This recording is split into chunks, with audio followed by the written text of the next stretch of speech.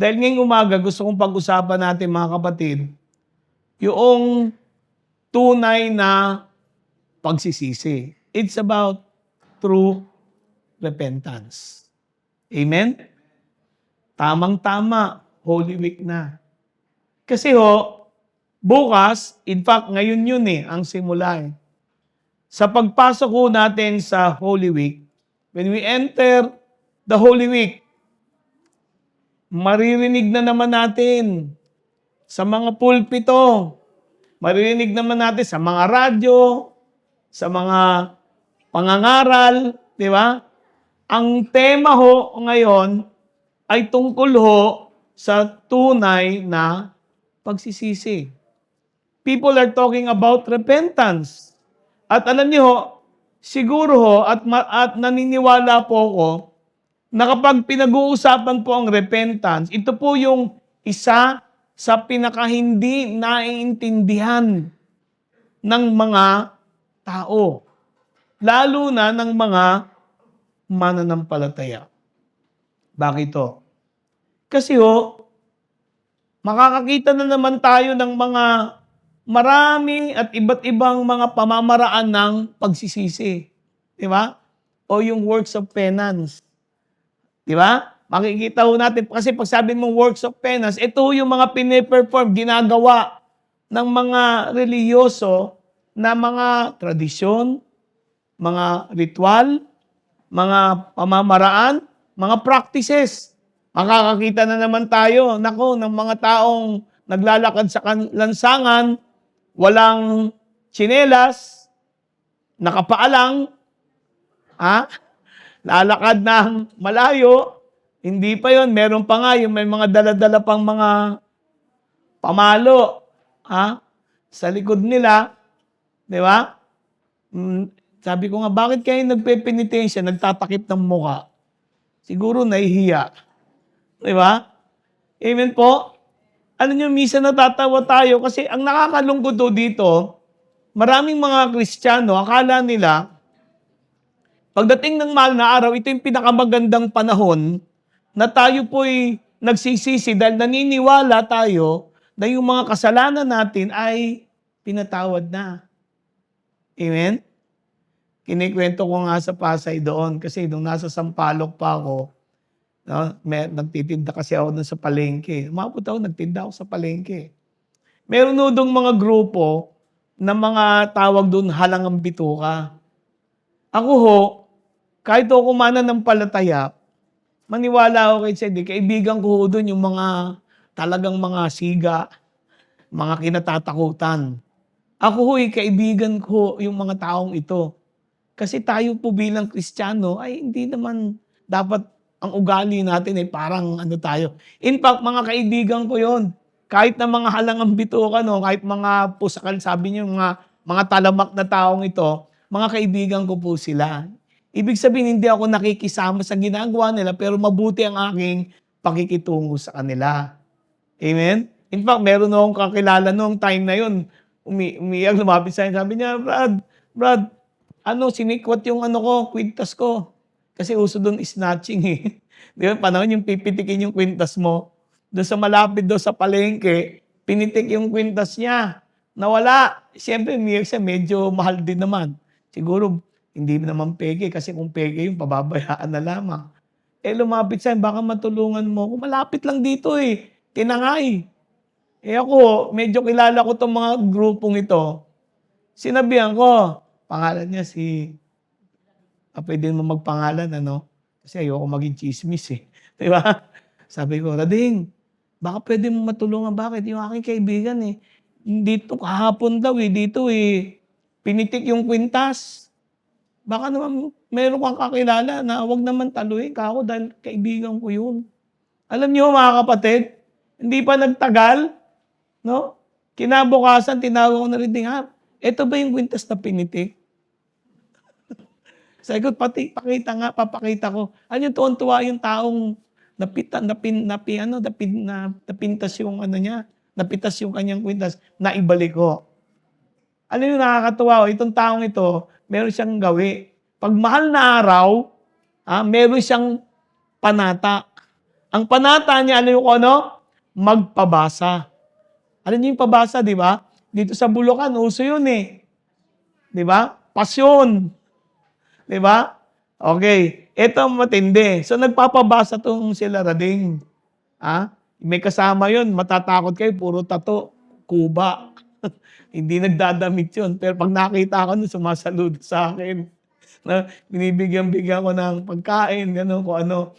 Ngayon, sabi niya, magpapabasa ako. Ito nakakalungkot. Magpapabasa to. Halimbawa, ang pabasa ngayon, ngayong araw na to. Ah, kahapon gabi, bago yung araw na yon, kinabukasan may magrereklamo doon sa palengke. Sabi, nawalan ako ng isang plastic ng pansit canton . May magrereklamo, nawalan kami ng ganito . Alam nyo na, kasi pagdating ng pabasa, yung nakahanda, pansit canton. Alam nyo, natatawa ho tayo, no? Pero sabi ko nga, mali kasi. Akala natin reliyon. Akala natin yung ginagawa natin, tatanggapin ng Panginoon. Na kahit na yung mga nasa puso natin, yun yung pamamaraan natin, hindi katanggap-tanggap. Amen? Ito malungkot. Siyempre, pabasa. Araw-araw yan eh. So araw-araw may nawawalan. Di ba? Pagkatapos, pagdating ng linggo ng pagkabuhay, pagkatapos ng linggo ng pagkabuhay, yung kinagabihan, makikita nyo na to, tong grupo na to, ano yung gagawin? Balik na naman sa kanilang masasamang bisyo. Malungkot, di ba? Minsan natatawa tayong mga mananampalataya, pero itong tanong ko sa inyo hindi man tayo gumagawa ng mga bisyong ito o ganit, mga penas ito. Ang problema nito, baka meron din tayong maling pagkaunawa sa pagpapatawad at pagsisisi. Ano ba kaiba ng mahal na araw sa pagsisisi? Na magsisi ka ng iyong mga kasalanan ng hindi mahal na araw. May kaibahan ho ba? Hello? Kasi sabi sa akin, ibang kakilala ko na, hindi, Brad, kasi kahit paano, sa loob ng 1 taon, kahit na gumawa kami ng gumawa ng masama, sabi nila, at least merong 1 linggo na pwede kaming makabawi. Baka mabawas-bawasan. Ganun ho ba ang ating Panginoon? Mga kapatid, ang acts of penance ba na pinapakita ng maraming Pilipino ngayon, wag na yung mga, sabihin niyo, Brad, binaatake mo namang Katoliko . Yun na lang mga Kristiyano. Bakit pag mahal na araw, ang dami-dami natin activity, ang sipag-sipag natin. Pero pag ordinaryong mga linggo, wala na naman. Hello? Mauuso na naman yung mga fasting. Fasting. Di ba? Hindi ako kontra sa fasting, maganda ho yun . Ang problema, naiintindihan ba natin? At bakit natin ginagawa? Amen? Ang tanong, ano ba ang tinuturo ng Biblia? Yun ang issue. Kapatid, ano ang tinuturo ng banal na kasulatan? Kailangan nung balikan natin kung ano mismo ang tinuro ni Jesus tungkol sa pagsisisi. Amen? Kasi kung tatanungin niyo ako, Brad, meron bang tinuro si Jesus tungkol sa tunay na pagsisisi?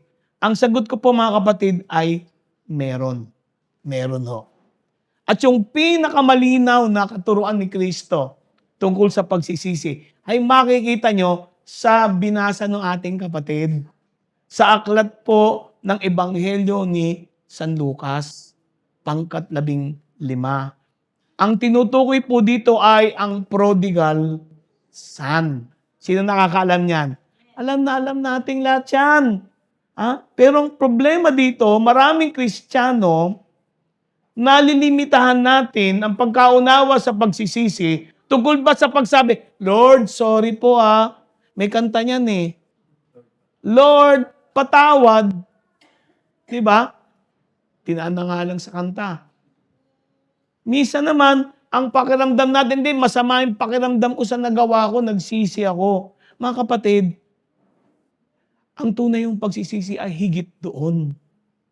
higit doon sa pagsabi ng sorry o yung masama yung kalooban mo sa nagawa mo. Higit doon ang tunay na pagsisisi na tinuro ni Jesus. Amen?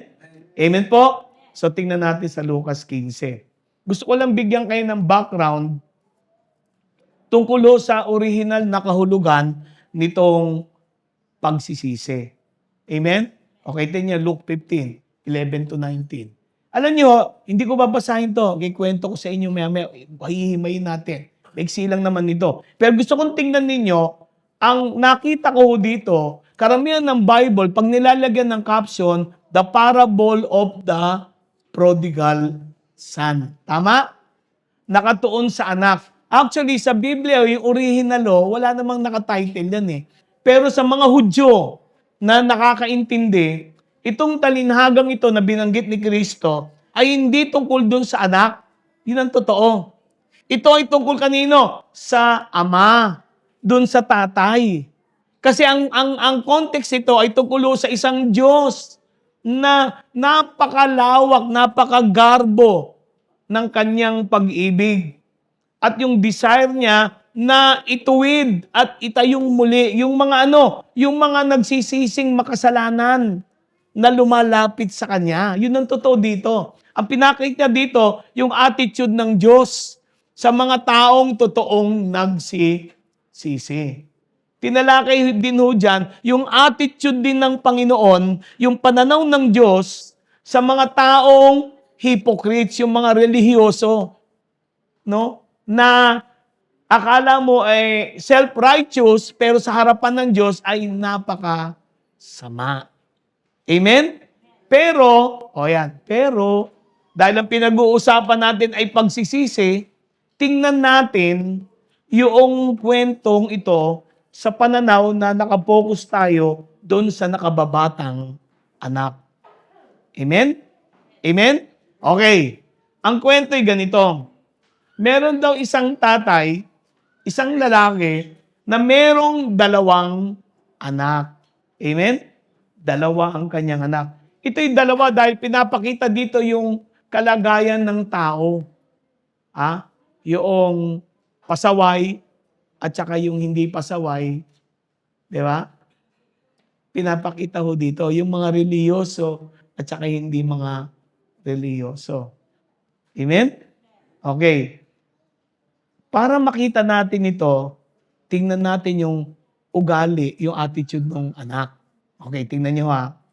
Makikita nyo dito, nung verse 11, ang sabi po dito sa verse 12, and the younger of them, yung mas nakababata, sinabi sa kanyang tatay, Tatay, ibigay mo na yung parte ko sa mga ari-arian mo.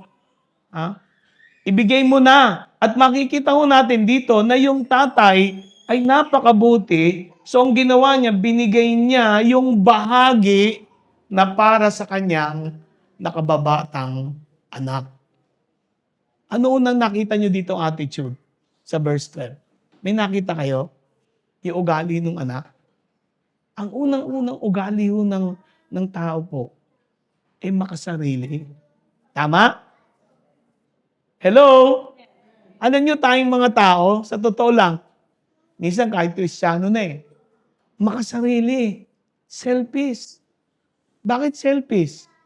Kasi makikita niyo itong batang ito, kinukuha niya yung ari-arian. Ang tanong ko, may pinagtrabahuan ba itong anak na ito?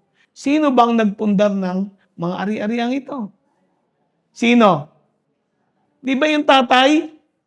Amen? Bakit makasarili? Hindi niya inalintana.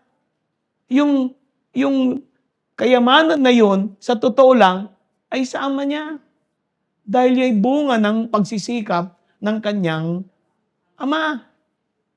O mga anak, huwag kayong magagalit, di ba? Minsan yung mga bata, akala nila, pinupulot mo lang yung pera. Yung tatay na ito, pinagsikapan niya. Pero yung bata sa pagiging selfish, sabi niya, akin na yung ang parte ko. Ano pa makikita niyo dito? Alam niyo, pag makasarili ka, ang kasunod doon, alam niyo kung ano? Walang respeto. Bakit? Bakit mo sinabi? Kasi yung bata, walang respeto eh. Bakit? Binibigyan niya ng halaga yung kayamanan kaysa sa kanyang relasyon sa kanyang napakabuting ama. Hindi niya inalintana, napakabuti ng tatay niya eh. Amen? At ginanon niya, bakit? Ibig ko sabihin, pag ikaw, anak, hiningi mo yung mana mo sa magulang mo, nabuhay pa, ano ibig sabihin nito? Kulang na lang sabihin ng anak eh, tay, kailan ka ba mamamatay? Inip na ako. Gusto ko nang pakinabangan yung parte ko. Pero tong batang ito, malupit eh. Sabi niya, wala akong pakinam. Kahit buhay ka pa, ibigay mo na sa akin yung parte ko. It's a very disrespectful attitude. Di ba ganyan tamang tao? Sabi ng Bible, sa huling panahon. Tandaan niyo to, sa huling panahon, ang sabi ni Pablo kay Timoteo. Di ba? Ang mga tao ay magiging mga makasarili. Kaya nag-aaway eh, makasarili. Hello? Nakita niyo yung mga news.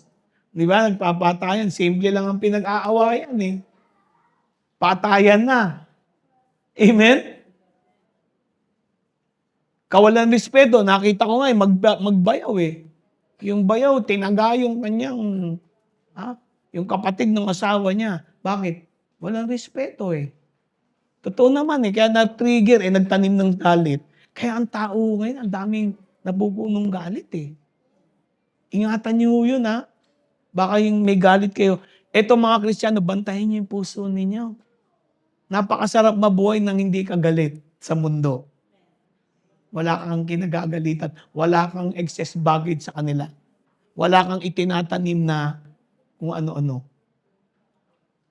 Ba't ganyan tingin niyo sa akin? Ang sarap mabuhay na wala kang galit. Ha?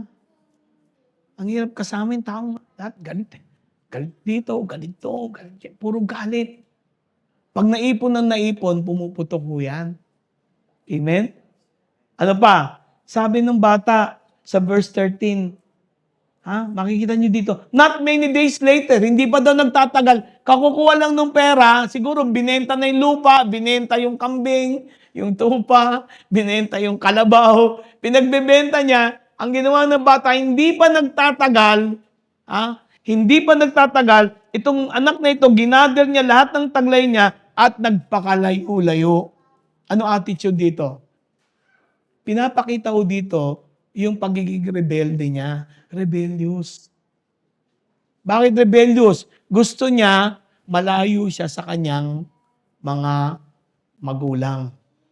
Bakit gusto niyang malayo? Kasi ayaw niyang minamanduhan siya. Ayaw niyang may authority na mas mataas sa kanya. Ganun naman ang tao eh. Huwag yung sabihin, mahirap, mayaman, may ganyan eh. Nag-aral o hindi. Ayaw nang merong mas marunong sa kanya, ayaw niyang may authority laban sa ibabaw niya. Mga kapatid, itong batang ito, umalis. Sipin niyo, pwede naman niyang itayo yung negosyo niya doon eh. Tama? Kung talagang may pagmamahal siya, pwede naman kunin niya, tapos itinayo niya, nagsarili lang siya, pero nandun. Pero hindi, anong ginawa niya? Lumayo. Lumayo, ang una, tumakbo, palayo. Bakit? Para Para lustahin sa kanyang sariling bisyo. Mga kapatid, rebellious, independent. Ito ang problema ng maraming tao. Tayo may reliyon, eto masakit to may reliyon tayo, pero gusto natin, buhay mo, hawak mo. Lalapit ka lang sa Diyos pag may problema. Lalapit ka lang sa Diyos para kumbinsin ng sarili mo na okay ka. You don't want to be under God. Alam nyo, madaling sabing maging Kristiyano, pero mahirap magpaka-Kristiyano. Kasi lalabanan mo yung rebellious heart mo eh. Yung pagiging independente mo. Tandaan nyo, sabi ni Kristo, walang sino mang nabubuhay para sa sarili lang. Ano ibig sabihin ni Lord? There is accountability sa kapwa mo. Eh di lalo na sa Diyos. Nung sinabi ni Kristo, man shall not live by bread alone, but by every word that proceeds out of the mouth of God. Sino po dito kung kumikilala na kaya ako nandito ngayon dahil ang Diyos ang pinagmumulan ng lahat ng ito. Na ang pamumuhay ko ngayon ay may pananagutan. Una sa lahat, sa Diyos. Pangalawa, sa kapwa ko. Imagine mo kung mabubuhay kang independent. Gagawin mo yung gusto mo. Pwede kang mangwasa. Pwede kang mangagaw. Di ba? Pwede kang manakit. Kasi independent ka eh. Wala kang pakialam. Yan ang sinasabi ng mundo. Just do it. Gawin mo lang. Basta masaya ka. Paano kung hindi naman masaya yung iba? Ikaw lang ang sasaya. Tandaan nyo ito mga kapatid. Itong ginagawa nating lahat na ito, dito man sa loob at sa labas, lahat yan may pananagutan. You are not independent at all. Binigyan ka ng Panginoon ng sariling pagpili. Pero yung binigay sa ni Lord na sariling pagpili, hindi lisensya para gawin mo lang lahat ng gusto mo. Amen? Ang biyaya ng Diyos ay hindi lisensya para abusuhin mo ang kabutihan niya. Kaya nagsisikap tayong mamuhay eh. Umiwas sa kasalanan, umiwas sa mga masasamang gawa. Because we are not independent. There is somebody higher than us. Amen? Amen? Ang Diyos. Pangatlo, verse 13, tuloy-tuloy. He had a journey into Parca, and he squandered his property in reckless living. Yung word po ditong reckless living, yun po yung salitang prodigal. Ibig sabihin, yung asotos na ito, ibig sabihin, yung ubos-ubos biyaya. Prodigal siya eh. Yung buhay niya, bahala na. Bahala na. Wawaldasin ko to. Wala akong sentido komon. Wala akong preparasyon. Walang paghahanda. Kaya hindi ako naniniwala. Ito, i-word ko to, simpleng salita. Ano ko ano? Irresponsable. Ang makasalanan no, makasarili. Ang makasalanan no, walang respeto. Ang makasalanan no, rebelde. Ang makasalanan no, namumuhay na independente sa Diyos. At ang makasalanan no, irresponsable. Yan po ang tao. Yan tayong lahat. Nang wala pa tayo kay Kristo. Tama? Makasarili, walang respeto, rebelde, independyente, irresponsable. Walang pakialam sa Diyos. Walang pakialam sa kapwa. Iyan ang larawan ng isang makasalanan.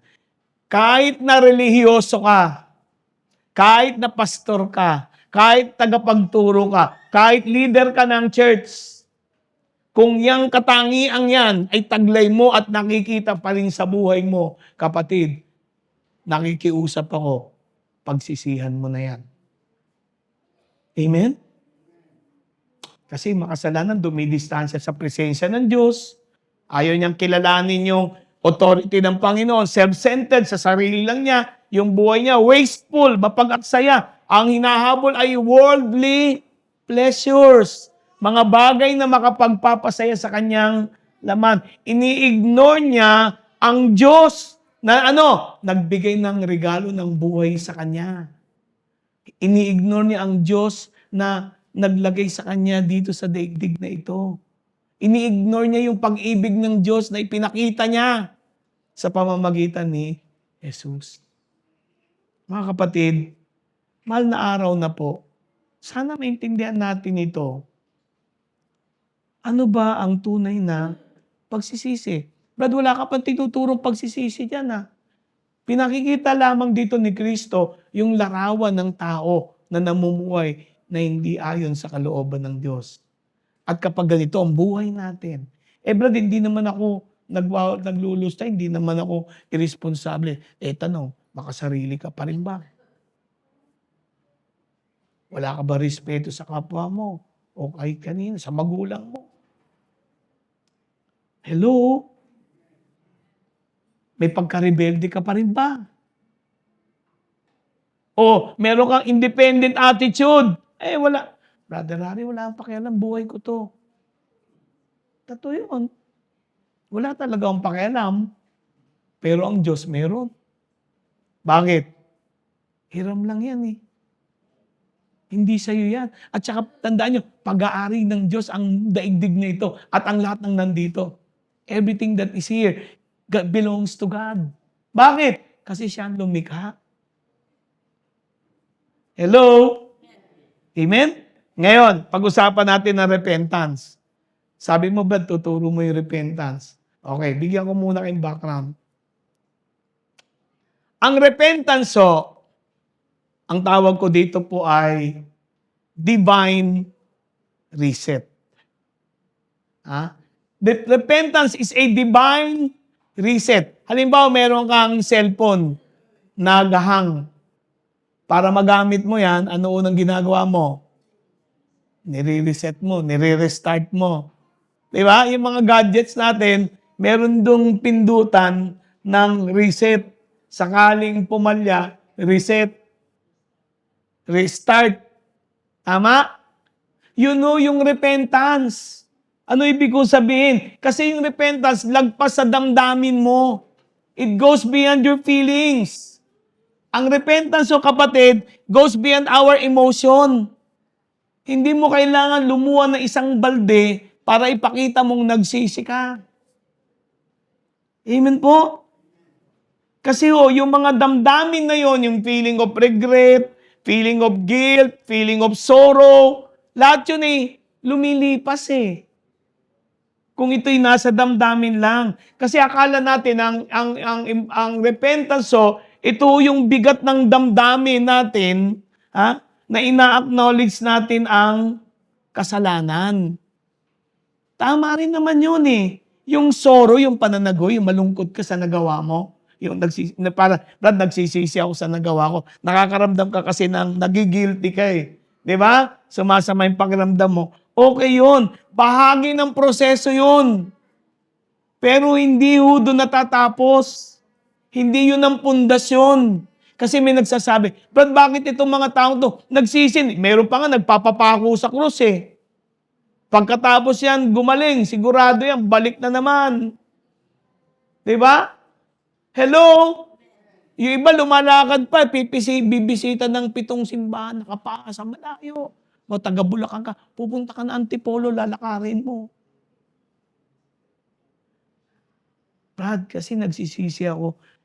Lagpas mo doon. Hindi yun ang pundasyon ng pagsisisi. That is not the foundation of repentance. Amen po? Mas malalim pa, kapatid, sa ating damdamin. Mas malalim pa sa emosyon. Mas malalim pa ito sa pagdedeklara mo na ako'y nagsisisi na ako'y ayaw ko na, tinatalikuran ko na. Mas malalim pa dyan ang tunay na pagsisisi. Salamat na lang sa Diyos. Tinuro ni Kristo ang talinhagang ito para maintindihan natin kung ano talaga ang tunay na pagsisisi. Sino gusto malaman yan? Amen? Amen.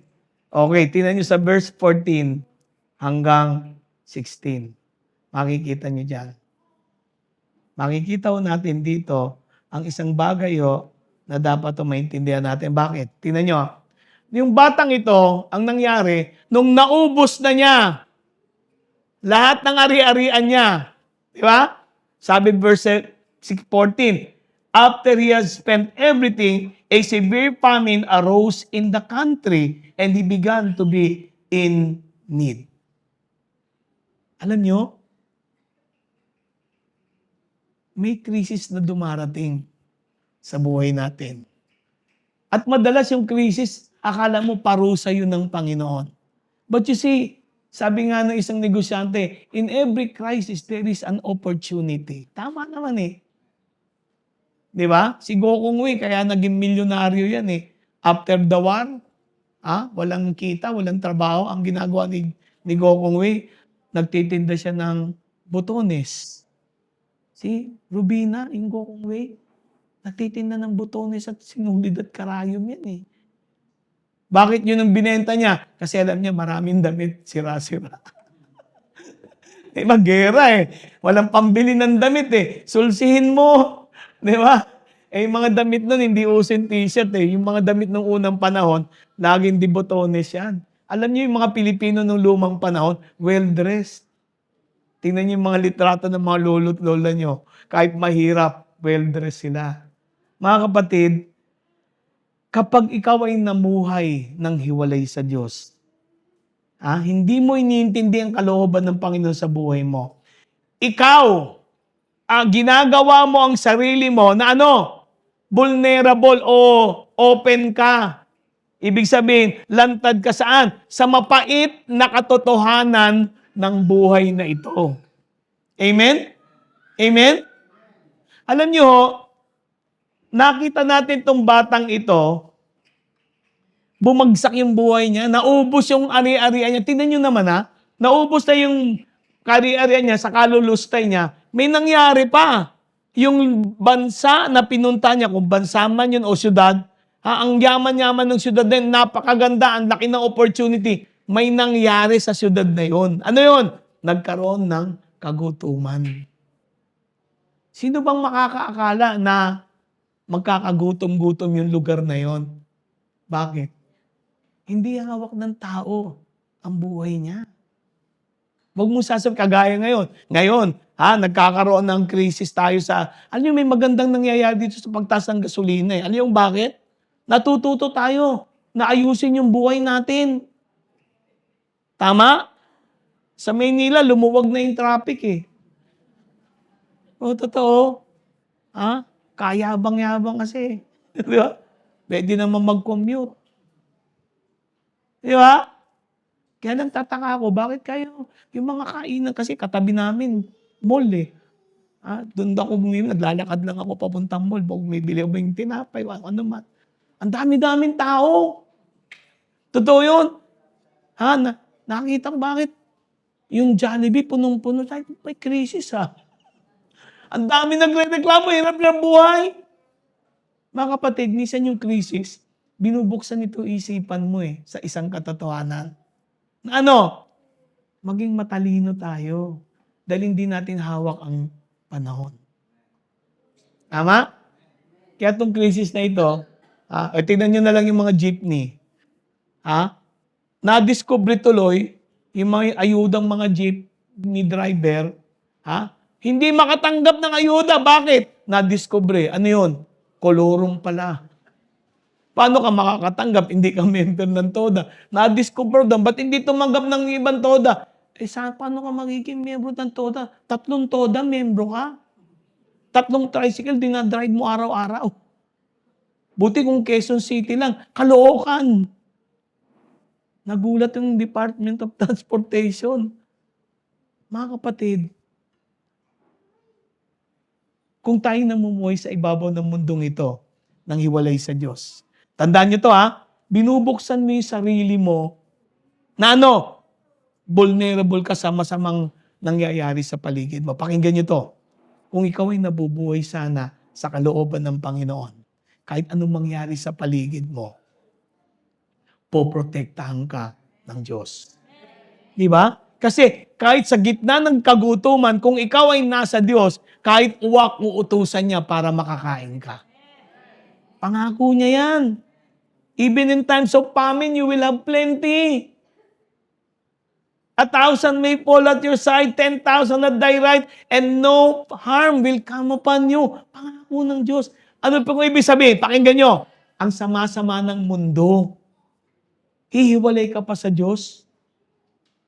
Tama? Kung ako'y mamumuhay ng hiwalay sa Diyos sa masamang mundong ito, anong mangyayari sa akin? Katulad ng batang yon.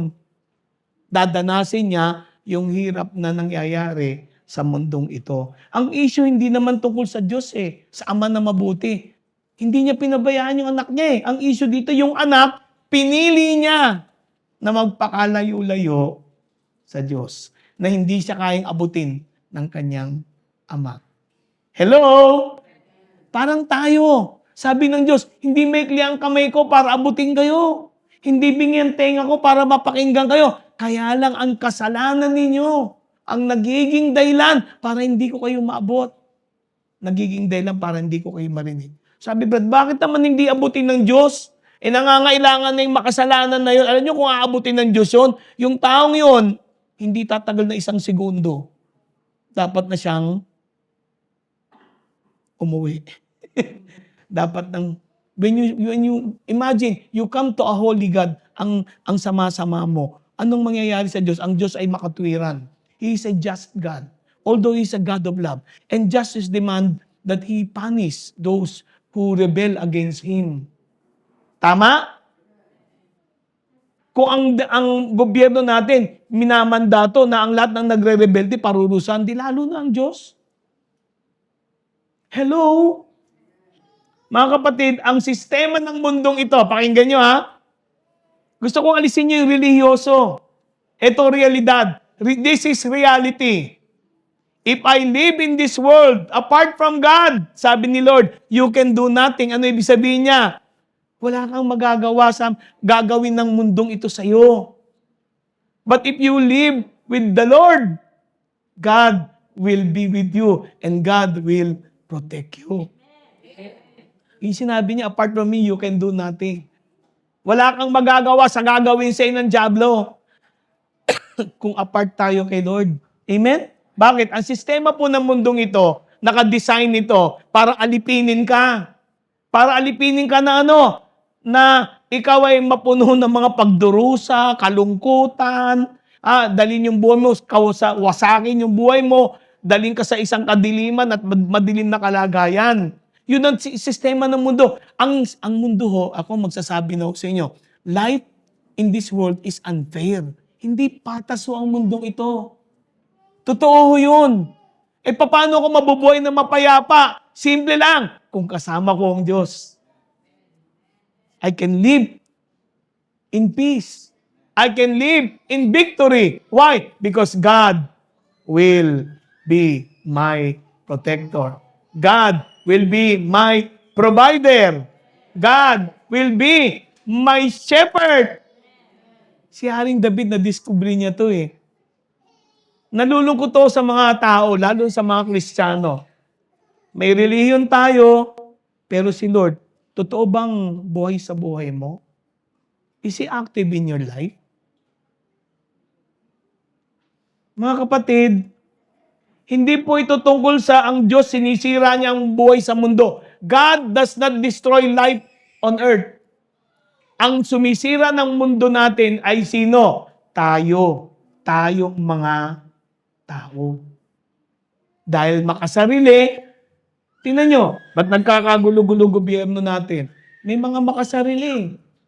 May mga tao na gusto silang ang Panginoon, di ba? Mga kapatid, hindi sinisira ng Diyos ang mundo. Pakinggan nyo to asan ang Diyos? Ba't nagkakaganito-ganito ang mundo? Andyan ang Diyos, pero paano siya gagalaw? Kapag ang Diyos bumaba na dito sa lupa, pag bumalik si Kristo, ano dala-dala niya?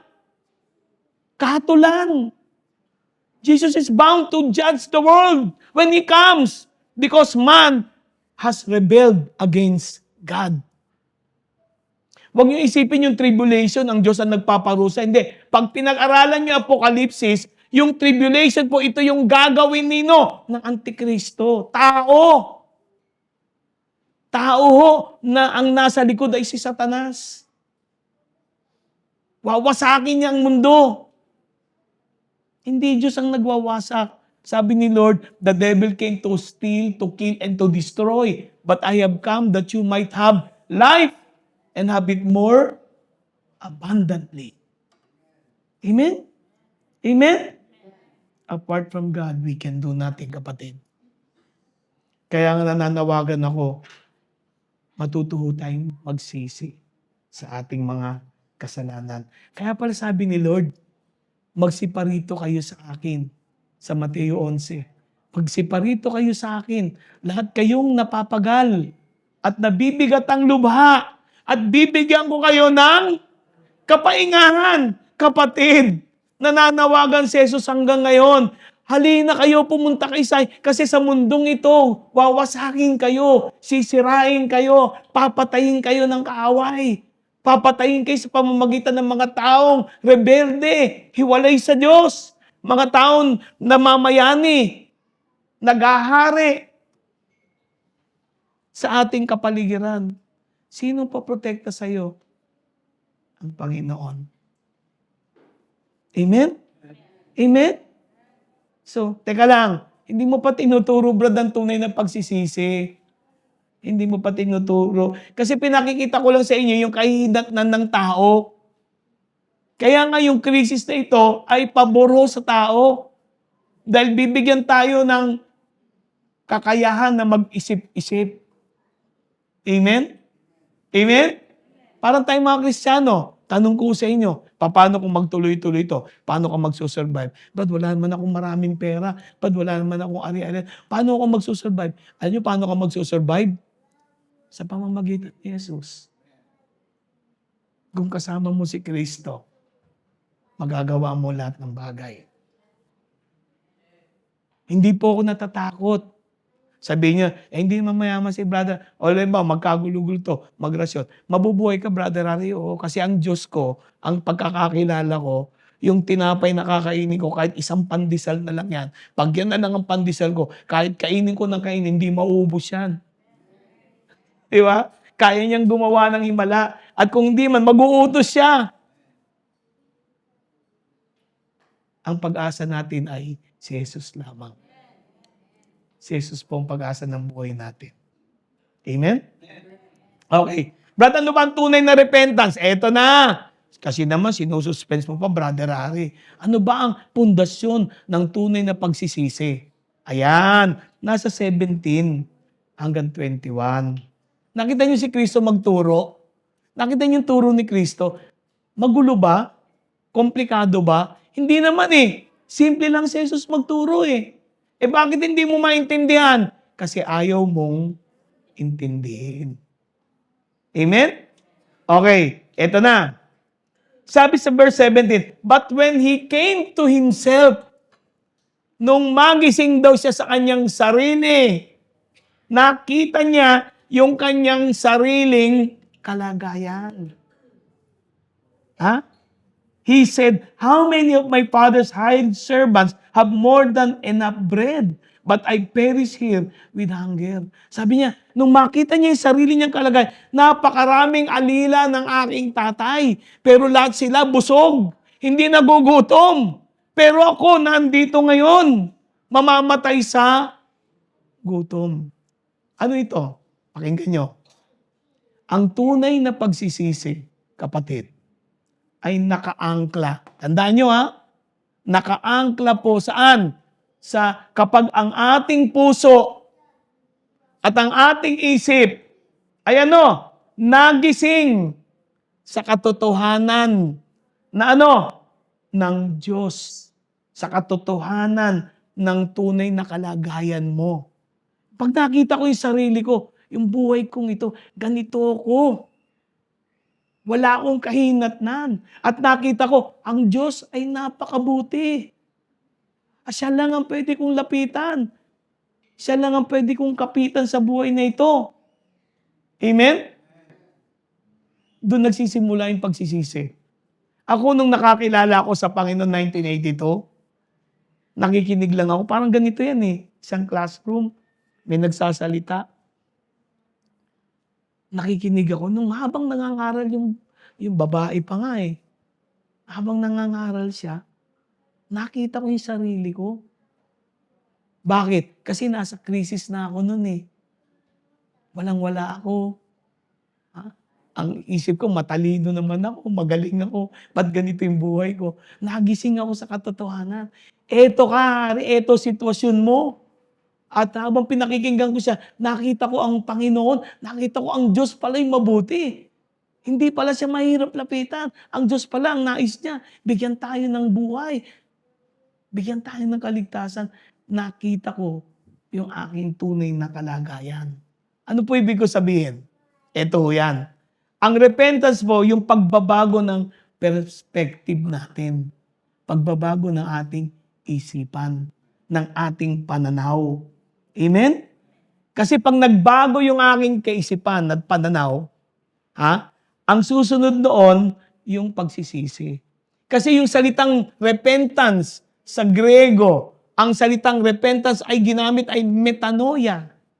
Ang word na metanoia, ang ibig sabihin, pagbabago ng isip at pagbalik sa Diyos. Yung pala yung repentance.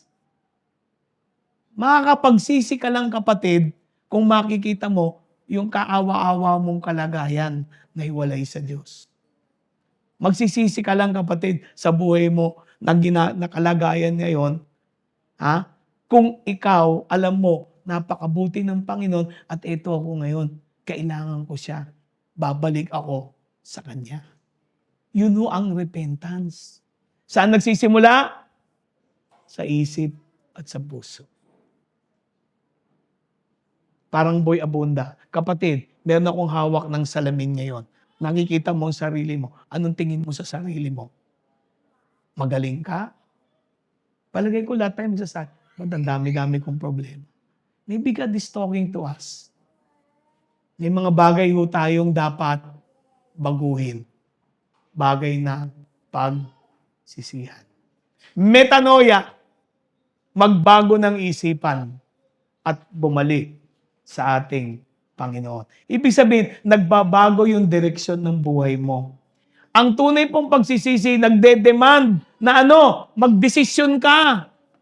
Magdesisyon ka na magbago ka ng direksyon sa buhay mo.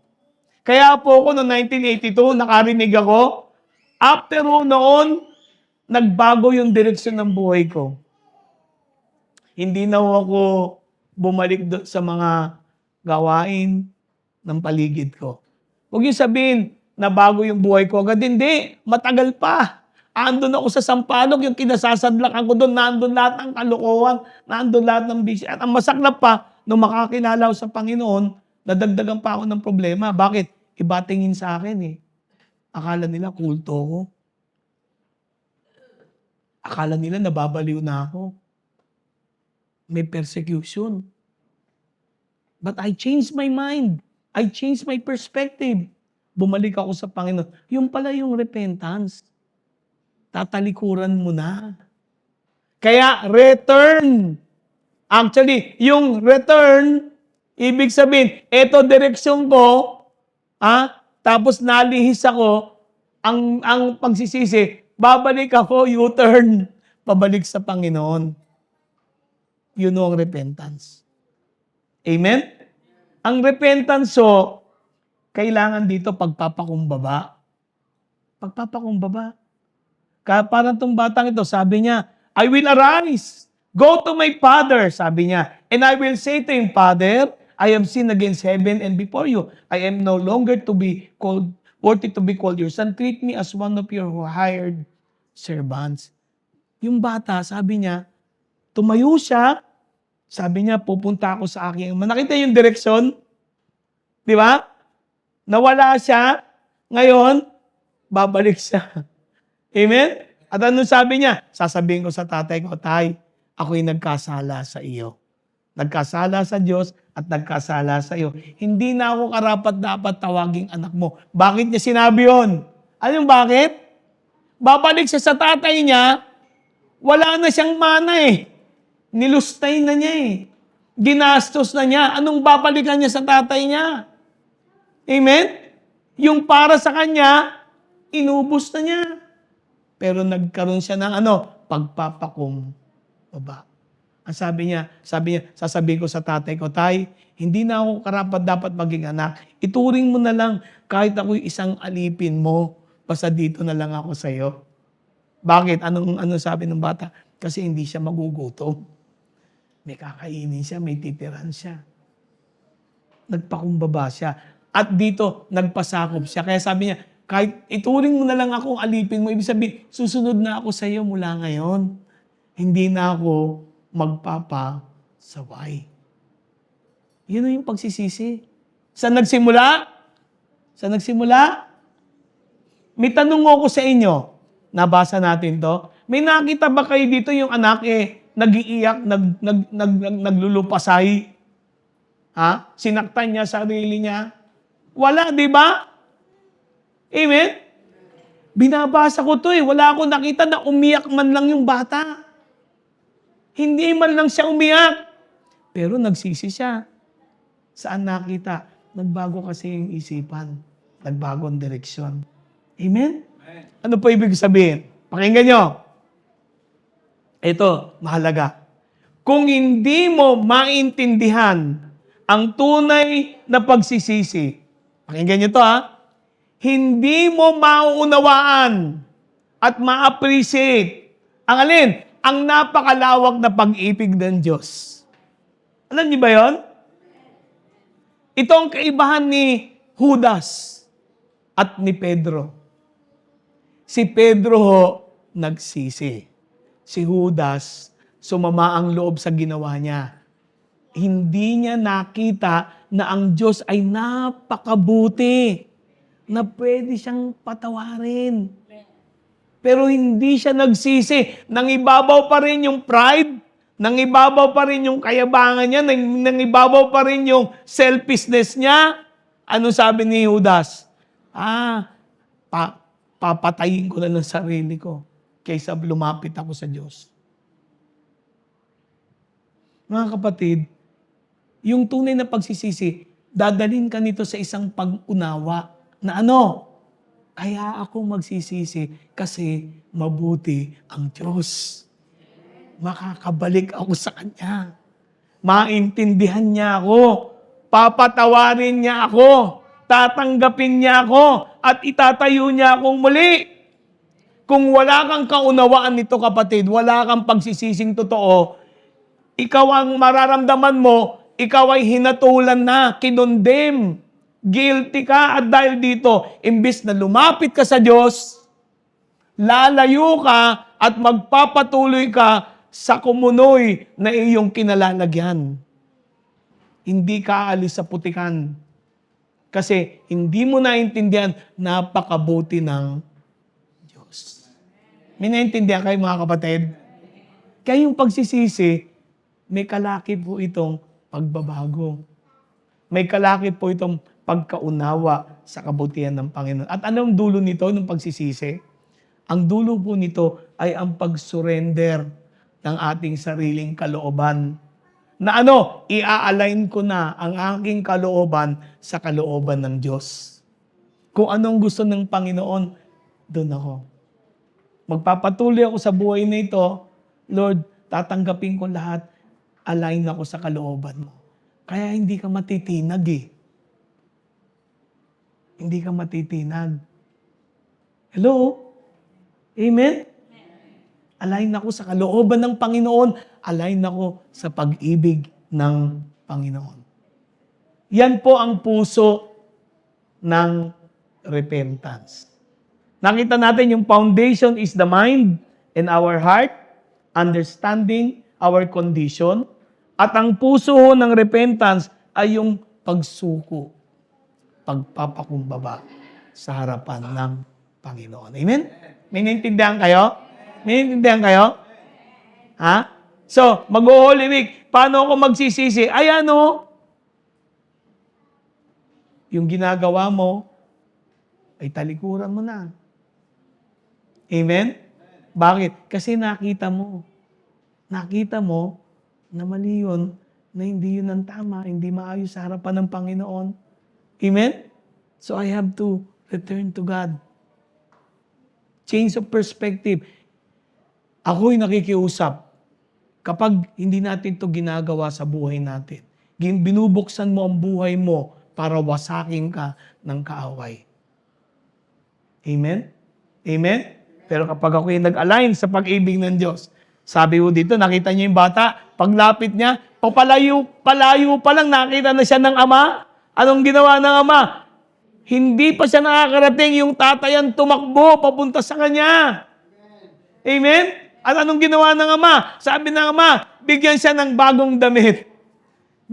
Suotan siya ng singsing. Ano yung paglagay ng singsing? Ibig sabihin, i-restore siya sa kanyang kalagayan. Yung nawala sa kanya ay muling ibinalik ng ama. Amen?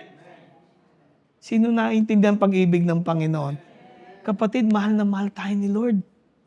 Hindi lang natin ito naintindihan kasi nilagyan natin ng relihiyon. Sabi ng mga pastor, pag nagsisikay, kailangan ganito, ganyan, ganyan, ganyan. Yung mga pare, kailangan ganito, ganyan. Ha? Hindi ho yun eh. Ito lang sinabi ni Kristo eh. Para sabing nagsisika. Ito lang pakiusap ko, kapatid. Ha? Gusto ko isara ito usapan na ito sa mga dalawang paalala lang. Dalawa. Kasi sabi ni Isaiah sa chapter 55, sabi, seek the Lord.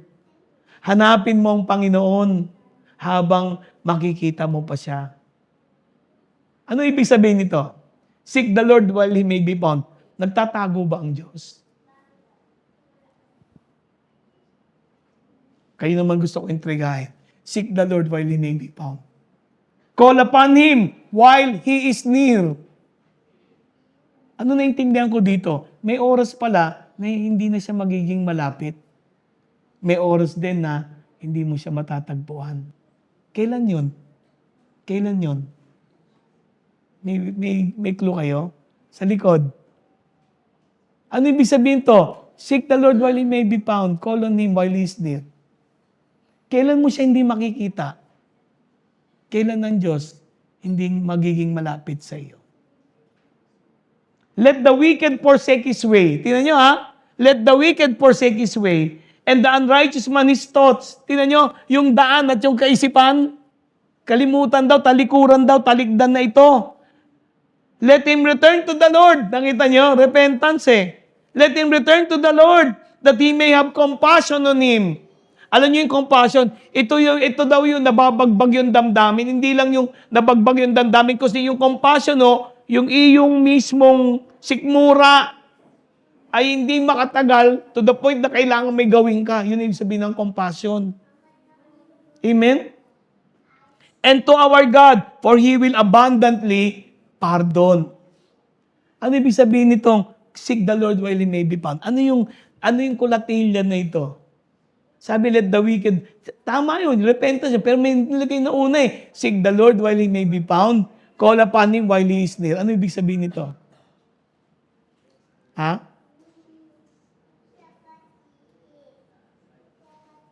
Walang may idea. Meron kayong idea? Ba't sinabi ni Isaiah to? Ano yung bakit?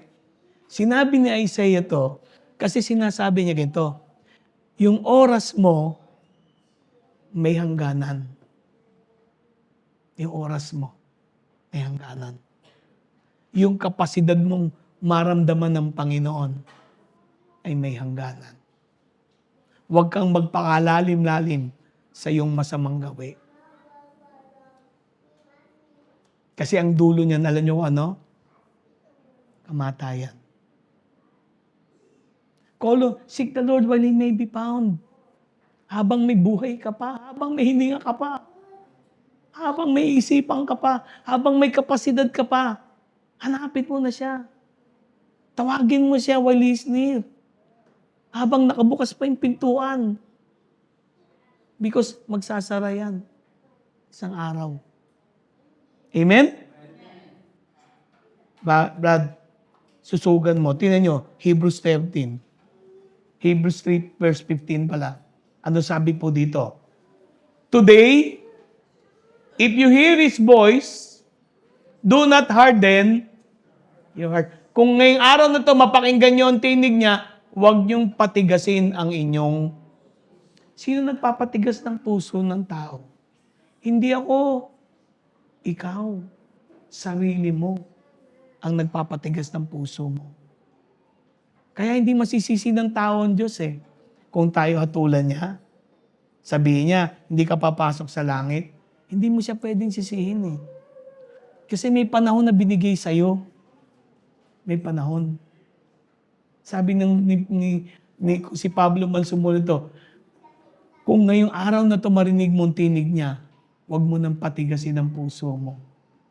Kasi baka wala nang araw na kasunod pa. Hello? Mga kapatid, magsisi na po tayo.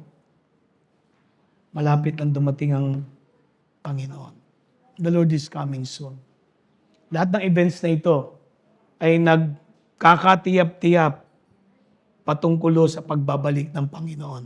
Everything that we see now is happening. Laying the ground for the coming of our Lord Jesus Christ. Magsisi na po tayo. Amen?